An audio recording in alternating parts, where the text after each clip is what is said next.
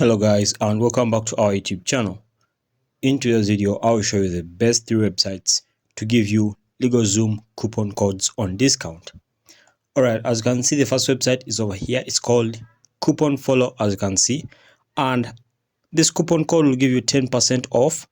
This one will give you 5% off. And if you want this coupon code, just come and click on this one which says show coupon code, and then you get it and then start using it. This one also gives you 5%. If you want it, just come and tap on or click on this one which says show coupon code, and then you get the coupon code and then you use it. All right, moving ahead to the second website. It's called, all right, so this is the website over here, and it's called LegalZoom.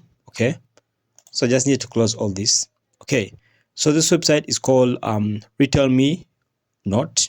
Okay, and it gives you LegalZoom coupon codes and promo codes. Okay, so as you can see, this is the first code over here. This one can give you up to 25% off. Okay, 25% off. So this means literally you can save 25% off of your money. If you want the deal, just come and click on get deal, then you get it.